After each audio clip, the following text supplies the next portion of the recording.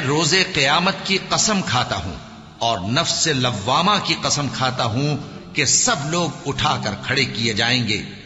کیا انسان یہ خیال کرتا ہے کہ ہم اس کی بکھری ہوئی ہڈیاں اکٹھی نہیں کریں گے؟ ضرور کریں گے، اور ہم اس بات پر قادر ہیں کہ اس کی پور پور درست کر دیں۔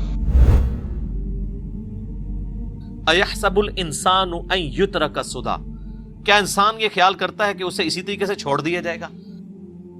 یعنی اللہ تعالیٰ نے بنا کے چھوڑ دیا ہے، یہ شتر بے مہار ہے، اس کو اللہ تعالیٰ نے اپنی مرضی پہ چھوڑ دیا، اس کو کوئی پوچھنے والا نہیں ہے۔ أَفَحَسِبْتُمْ أَنَّمَا خَلَقْنَاكُمْ عَبَثًا، کیا تو نے یہ گمان کیا کہ ہم نے تجھے فضولی پیدا کر دیا اور تجھے لوٹ کے ہماری طرف نہیں آنا؟ یہ وہی چیز ہے۔ أَلَمْ يَكُنْ نُطْفَةً مِّن مَّنِيٍّ يُمْنَىٰ، کیا انسان منی کا ایک بے قدر قطرہ نہیں تھا جو ٹپکایا گیا تھا؟ انسان کی حقیقت یہ تھی، ایک بے قدر، جیسے ایک بے قدر بیج زمین میں بویا جاتا ہے اس سے درخت نکلتا ہے، انسان بھی ایک بے قدر منی کا قطرہ تھا جو ٹپکایا گیا تھا۔ ثم كان علقة فخلق فسوى، پھر وہ علقہ بن گیا، لوتھڑا بن گیا، فخلق فسوى، پھر اللہ تعالیٰ نے اسے سنوارا، اس کے اعضاء درست کر دیے۔ فجعل منه الزوجين الذكر والانثى، پھر ہم نے اس سے دو قسمیں بنائی، مرد اور عورت، یعنی عموماً یا مذکر کی فارم میں کوئی پیدا ہوتا ہے یا مؤنث کی فارم میں۔ یعنی اللہ تعالیٰ فرما رہا ہے کہ ایک منی کے قطرے کو ہم نے ایک مکمل انسان بنا کے باہر نکالا، اس میں ماں باپ کی تو کوئی کنٹریبیوشن نہیں ہوتی ہے، ان کا تو اپنا ایک معاملہ ہوتا ہے، اور اللہ تعالیٰ ایک اس سارے کے سارے معاملات کو لے کے چلتا ہے آگے۔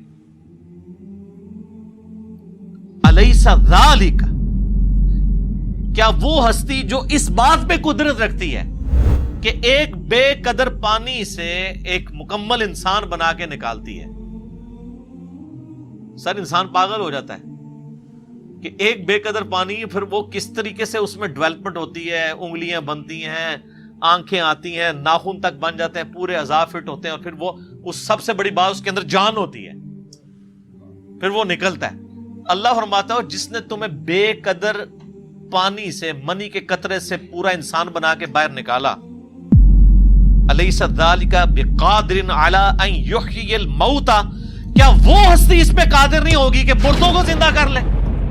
جب تم کوئی شے نہیں تھے، اس نے تمہیں پیدا کیا، تمہاری ہڈیوں سے تمہیں دوبارہ نہیں نکال سکتا؟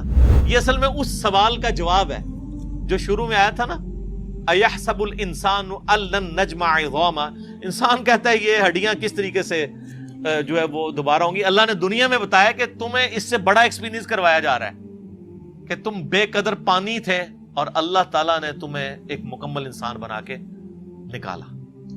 اس کے اوپر گھنٹوں بولا جا سکتا ہے کہ انسان کے اندر اللہ تعالیٰ نے کیا کیا چیزیں رکھ دی ہیں۔ انسان، زمین و آسمان کی ساری مخلوقات مل کے ایک انسان کی کوئی چیز پرفیکٹ نہیں بنا سکتی، ساری مخلوقات مل کے۔